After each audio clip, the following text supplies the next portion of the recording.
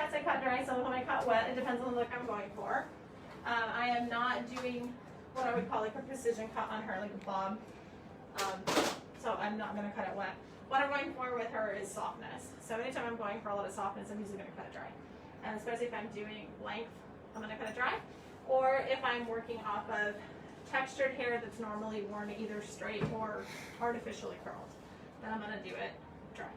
Now, if she had textured hair that she wore it textured, then I would cut it off of that texture, not blown out. Okay? So do you wear your hair like your normal texture very often? No, like I said, just in the summer. Yeah. So no, I mean, and then is this? I have a question for you. Yeah. Is this true? When you have lightened hair, you should always blow it out for best hair, not let it air dry. Is there value in? Ask me blowing again out? because I want to make sure that I understood what you asked. Okay. Once I have this freshly lightened hair, is it best care to blow out as soon as I, like, after a shower, don't let it air dry?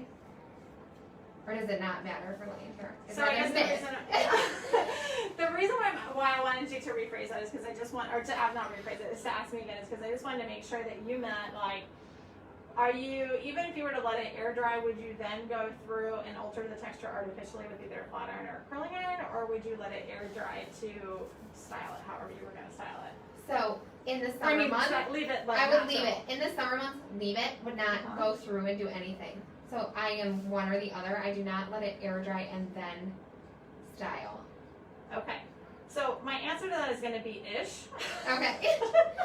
So here's the thing. So like, anytime you're putting heat on your hair, you have to be mindful because you are potentially damaging your hair. Obviously, there's a lot of products and things that we can do to help prevent that, but you know, heat obviously we have to take always into account. Right. So if you let it air dry, you're not putting heat on it, so that's good, right? Right. However, another thing to take into consideration, especially with lightened hair, is that when we lighten the hair, it opens the cuticle of the hair. So think of like fish scales.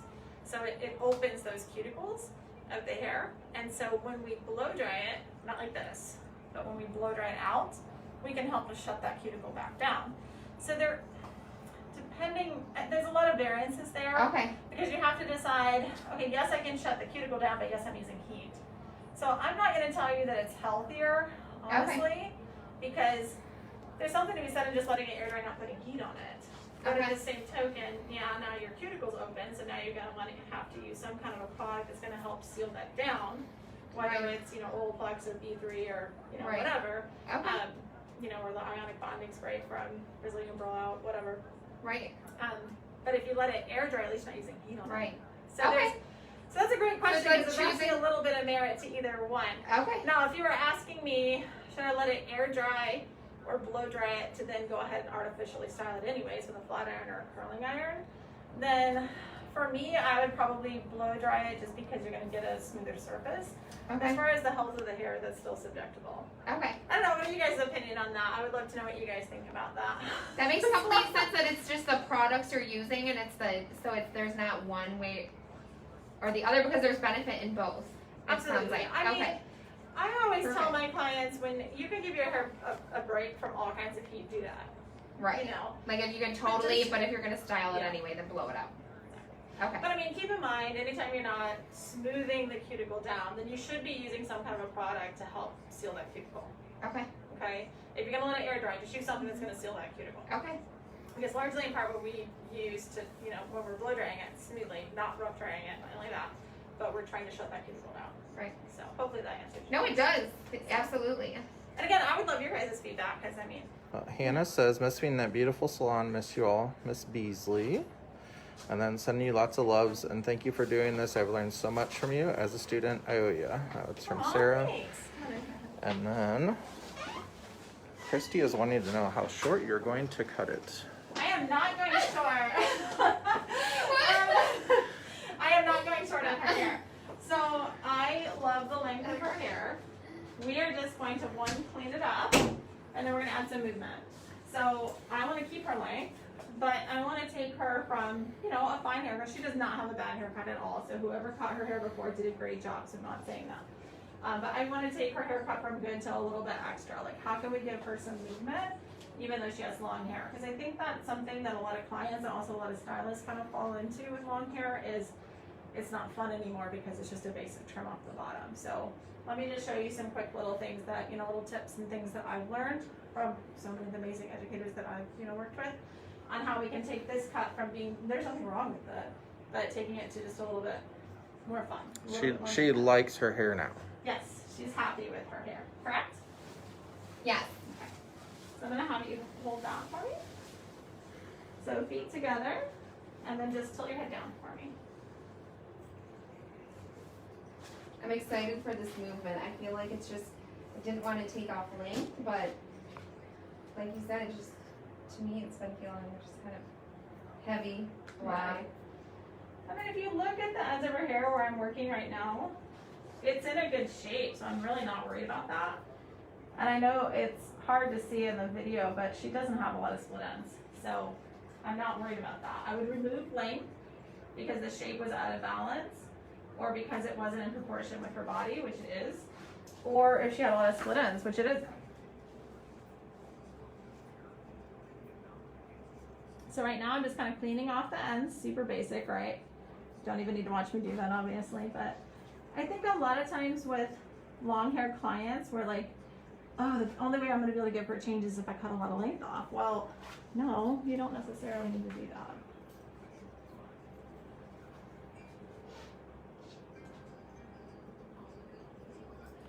So I just like to notch into it just a little bit to give it just a tiny bit of swing and movement. Such a simple thing, but it does make a difference, surprisingly enough. All right, I'm gonna have her sit down again. So the reason I had her stand up is because her hair is so long that if I'm trying to, you know, cut that baseline, obviously if I was taking off more length, it would be even more important, but if I was trying to cut that baseline with her sitting down, you see how that would distort it because it's, you know, laying on the cape and the chair and everything. So I'm always gonna have a long haired client stand up when I'm doing that. All right, so I'm gonna split it down the center.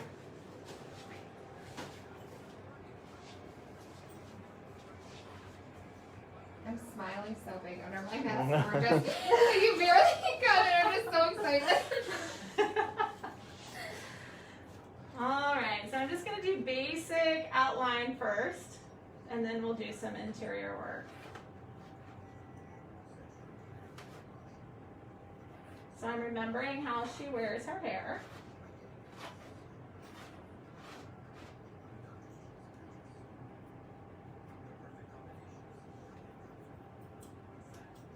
Okay, so I'm gonna come from about the center, the apex here. So here's her round. Here's the low point, I'm gonna come about to the center of that. And then I'm gonna come right to the front of her ear. I'm gonna walk around there so you can see it.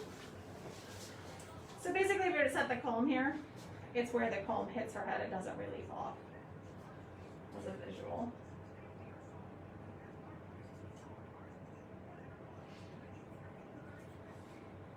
We are not doing a bangs cut.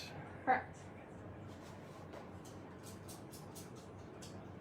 She might not talk to me again after that. You know what? I have those days where I'm like, yeah, I want to get bangs, but I actually saw clip-in pieces for bangs, and I was like, these look interesting. Can I have bangs for a day? Yes, I think the clip-in bangs are great. Stick to those.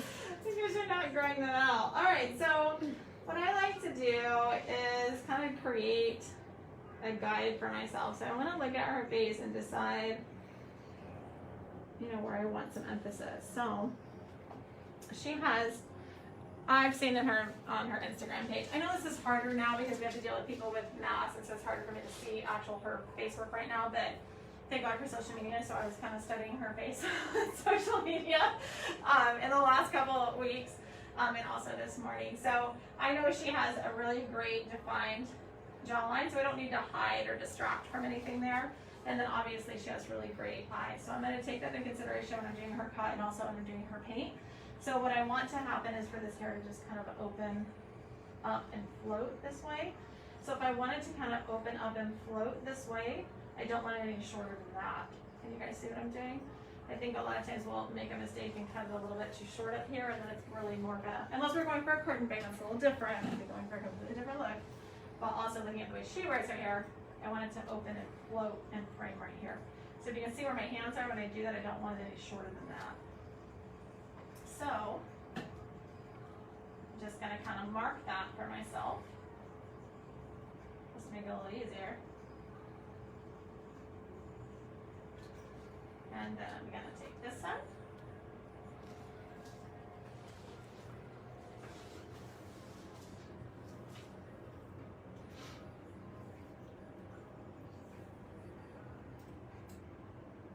And just point right down to it, to that spot that I was at before.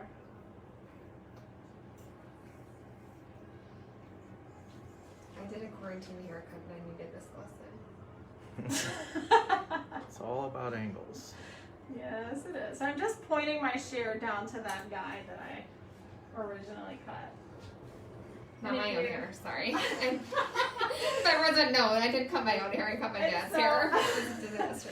And so if I did that right, it should be very soft. It shouldn't have any kind of a shelf, which, I mean, I know for a lot of you guys that are watching this, there's a lot of you guys that are very advanced in cutting, and that's awesome. But we also have a wide range of stylists that are on here, and I know that's something, facial framing, that I really struggled with in the beginning. Every time I would try to cut some kind of facial framing, I would have a shelf. And so by over directing it and having that steep angle, can you see that's super soft, but yet I still have that piece that when it's curled, it's gonna float. And then I'm gonna connect that into that in a minute. First I'm doing my basic outline. And I think that's why I say I liked lived-in hair, because I like fresh haircuts. I feel like that shelf that you're Yeah. talking to is what I Yeah. why I say I like lived-in hair. Exactly.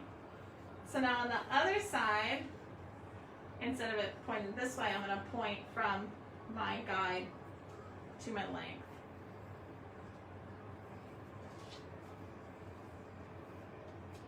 So it's right there, right?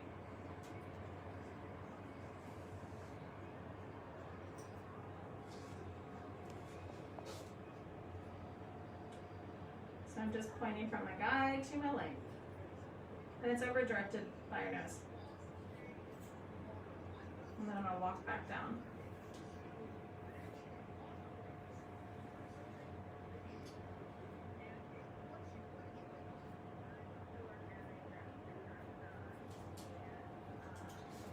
Alright, so now moving into the interior. We're gonna do something I learned from Candy Shaw. So Candy Shaw teaches French cutting. I was trained English and German. So my friend Jameson Connor says that I'm bilingual with my cutting. Bilingual cutter. 'Cause I take a little bit from each technique and kind of, work into that. So German cutting, the way I was trained in Germany, is more point cutting. English cutting is very, or British cutting is very precision. French cutting is very soft and also very fast. So I'm gonna hold her hair up like this, and I'm gonna hold my shear up, and I'm just gonna slide up. So what that's gonna do is it's gonna leave her perimeter strong, so I don't make This that one. spindly, but it's gonna give me movement. This was probably one of my favorite techniques I learned at Candy's Cut Camp. Love it so much. If you guys haven't taken a French cutting class yet with Candy, you totally should.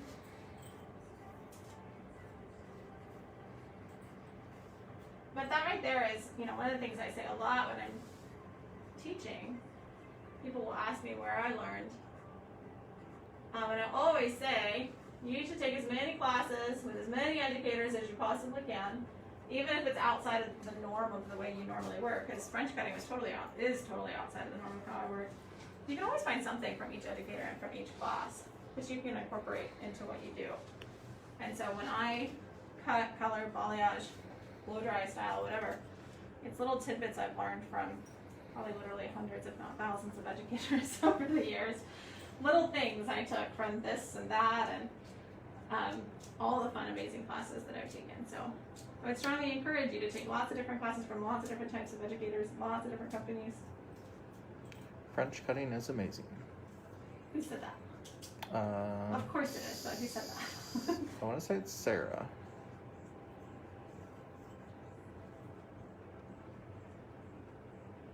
So I'm just looking for my guide to kind of pop out, and then I'm just following it up to the lengths. And you're doing sections.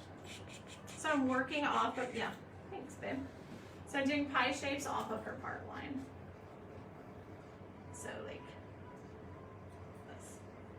And you picked this sectioning because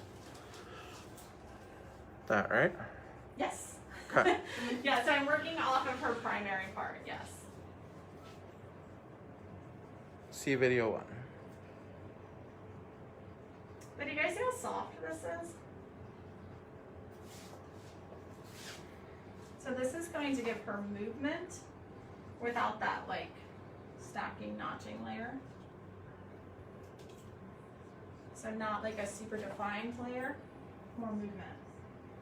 Or that lived in look that she said she likes. I'm going home and I'm going to watch so many videos tonight so I can just learn about all the differences in the techniques. Like, I like how it's French German. Like oh my goodness, I have so much to learn. So for you, those of you guys that are just joining us and didn't catch video 1, so Steph is my Premier Beauty rep. She is a little newer to our industry, which is so fun. She has been with Premier Beauty for less than 6 months, right? Yes. Yeah. But she's already killing it and doing awesome. But one of the things I love about Steph is her passion for really growing in our industry, which I think is super cool. Which is one of the reasons I asked her to be my model today, so I can kind of build a relationship with her. And one of the things I always say is cross-pollinate with each other. I would strongly encourage you guys as stylists to find other people in our industry that you can cross-pollinate with, because whether it helps you grow business-wise or it helps you just grow Oh my gosh, as I a gotta stop you. person, or just inspire you, that's so important. What did you say, honey? I gotta stop you. Steph, can't stay long. Just wanted to say hi.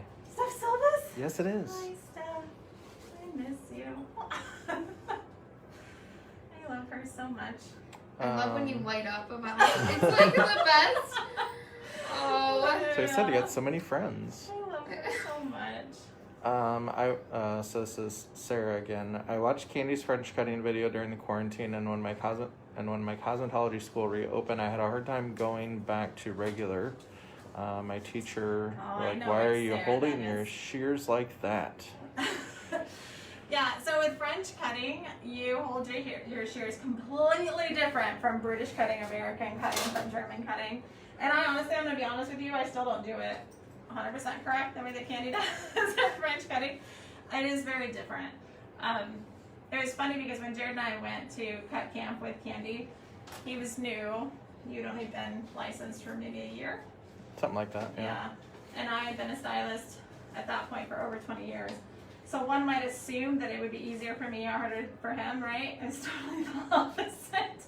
I felt like not only was I on the struggle bus, but I was like the tour guide on the struggle bus. Because I've always done things a certain way. I'm sure a lot of you guys understand what I mean if you've been doing hair for a long time. And so, yeah, she does everything different with the way she cuts, the way she holds her scissor, the way she holds her comb, the way she sections is completely different. But that's where I was really proud of myself for like branching out and taking that class, because it was so outside of my norm, right? And that was very inspiring to take something that's completely But you did outside pick of up my a norm. couple of great tips from that class. I think it was some great tips. Some great shortcuts and And I'll be honest with you, it was also sometimes it's good to go to a class that's very humbling. It was very humbling. I was like, I suck today. Which I don't think I'm normally an egotistical person at all. Hopefully nobody thinks that about me, but I do think it's important to keep your ego in balance, and anytime I'm with Candy, my ego is balanced. They separated Jared and I to separate sides of the room while we were working. And at first I was like, I don't want him to be like clear on the other side of the salon because he's like my comfort, you know? And then after we started working on our models, I was so grateful that he was clear on the other side of the room. So I was like, I'm going to be so embarrassed because I'm over here like on the struggle bus, driving the struggle bus. Listen, I don't believe you were driving a struggle bus, but I love that you, honestly, like where you're at in your career, you still go out and take a new course and just do. I mean, That's incredible, and there's a lot to be said for doing that. I mean, I feel like if we don't challenge ourselves sometimes, then we're not growing. And like I said before, if you're not growing, you're dying. So, you know, if I only went to classes that I felt comfortable doing, then I probably am not learning that much, right? So. Oh, our son is watching. Oh, Nick! Hey, Nick! Nick, I thought of you when I put my shoes on today. I loved your post yesterday. So my shoes are my ode to you, my friend. That I was a great about to post. look down at your shoes, and I'm like gonna mess up the cut here. Oh, I love them. My daughter wants a rainbow bedroom. Aww. I came home with black throw pillows for her room, and she about lost her mind. Oh, So that's so funny. I love the rainbows. So I'm sure a lot of you guys already know what I'm doing, but what I'm doing right now is I'm just hitting her splits. Because if we don't cut those split ends, they're gonna continue to unravel and then they'll eventually break. So she really doesn't have a lot of splits, but just kind of focusing on looking really close at her hair and paying attention to that and hitting any of those splits that are kind of sticking out.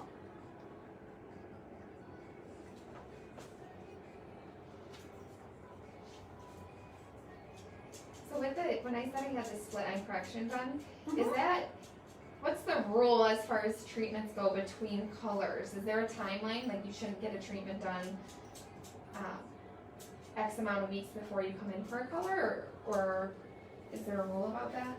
So that's a great question.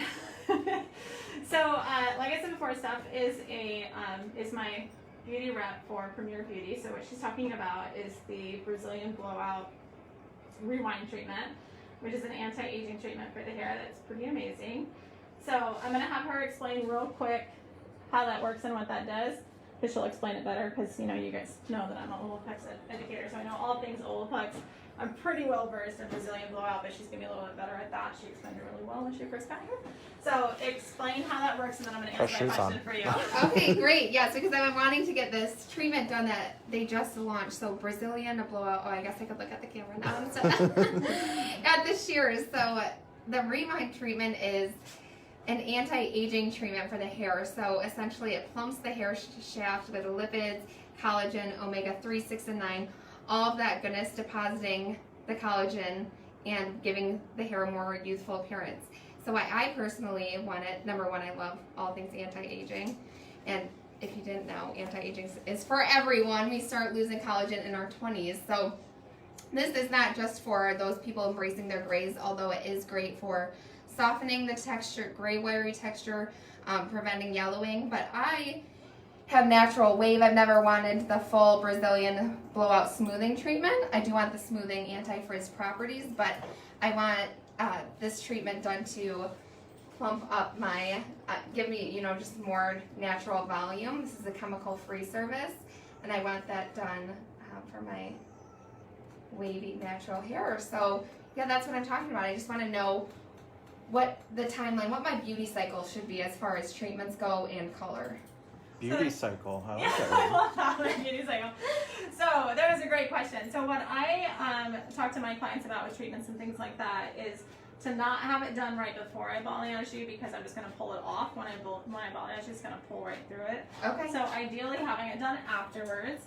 The other reason why I like to recommend that my clients have any kind of Brazilian Blowout treatment done afterwards is because then it's actually going to lock in everything I did with Olaplex. So the Olaplex that I put in her hair to help rebuild her hair, that's just going to lock all that back in and, you know, make that work be even more successful. So I was telling her when she first got here, you know, I'm sure you guys have seen online a lot where people love to be like Brazilian Blowout or Olaplex and put them against each other. And I said, you know, every time I hear that, I'm like, why can't we just play the theme song of Why Can't We Be Friends? You know? So I'm an Olaplex advocate. I eat, breathe, and sleep Olaplex. Love it. That doesn't mean that I don't have a place for Brazilian Blowout too. They both do two separate things, and if you really understand how both of them work, you can use them simultaneously to benefit your hair. So if she has that done after I balayage her hair, knowing that I put Olaplex, you know, in her hair right now, she has about 2 ounces of Olaplex in her hair right now. Then that's just going to seal that in even more. So then that makes that Olaplex even more effective, obviously, which is great. Now she can also have an Olaplex treatment or continue her own at-home Olaplex treatment after she's had that treatment done, because as you guys said, you know, follow Olaplex or teach with Olaplex along with me know Olaplex, rebuilds that cuticle bond, that structure of the hair. So it's also then in turn gonna help that anti-aging treatment work even more. So they work really well simultaneously together. So the long answer to that question is, do it after your balayage. Okay. No, I love all the details. That's exactly what I wanted to know. Anytime after, and you can do it before a balayage. It's just that once we put light on your hair, it's going to strip some of that off. Okay. So you're going to get better benefits from it if you do it after your balayage. Absolutely. Yeah, Perfect. So, which is great. So, Nick said, yeah, probably not. Hi, Mom, love you. I can't remember what that was in reference to, but also found hairs that split 5 different directions the other day. Yeah, isn't that crazy, you guys? Paula Kelly, hey, girly, just gonna watch the replay. Just stop by, say hi, I miss you. And because friends aren't real, Mom, everything is a competition. That's so true, Nick. I know. Oh my gosh, that's Oh, hysterical. I gotta love Nick. He's my buddy. But I have to tell you that if I wore something today specifically thinking of you, then friends are real, right? So when I chose my shoes today specifically based off of your post yesterday, that means friends are real. So touche. All right, so I'm going to show you something really quick. So with my long-haired clients, and especially with my clients that wear their hair as I showed you in video 1, if you missed it, go back and watch video 1. I'm going to lift her hair, stick my hands right here at the round of her ear, and I'm going to create a C across to her occipital bone and down. Pull that hair out on either side. So you guys see that? Like I see motion with my fingers. Timothy Hill, hi again, Lacey. Hey Timothy, how are you? All right, so I'm gonna ask her to stand up again for me. Up and down, up and down. Okay. So split that down the center, but I'm turned towards me. So this is that hair that when she wears her hair kind of in front, this is that hair that just kind of sits there and hangs out, right? It just looks a little heavy. So I'm sure you guys all know what I'm talking about. It's like you have your nice movement that's right here, and then you have this like just hanging there. And I spread mine out to help for the effect. Yes, she spreads hers out. So I pull that out in that C manner, and then I'm going to direct it out. And I'm going to come to where my visual point was before, which was below her jawline. If you guys don't remember from before, it was about right here. And I'm just going to slide cut that out. Timothy says he's good, and KP, it's me. Kristen Powell says can't wait for tomorrow. So do you guys see how now I've got movement there? Whereas this is heavy. And because I just pulled it out in that C, it's not going to affect my baseline in the back. Wait, leave that there real quick. That's what I was thinking. Ben, I'm like, wait, how does this leave all that there. Oh, sorry. Heavy movement. Okay. There you go. Now don't do this in a straight across the bottom because then you will affect your baseline. Thanks for taking that. This is like great. I can't wait to share this with my small audience. You're building. You're totally building. So I'm just kind of sliding that out so that now I've got that movement there instead of that just solid drop chunk of hair, right?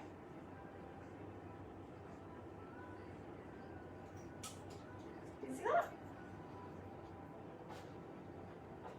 Were you looking at my Instagram photos like this girl? No. Needs help. But now you can see, now she's got that movement. So when she wears her hair this way, she's going to have that movement. And because I took it out in those C's right behind her ears as opposed to straight across the back, it's not going to affect her baseline in the back at all. Okay, I'm going to see. All right, so I do need to go pull everything that I need to paint her hair. So I'm going to take a break for just a second.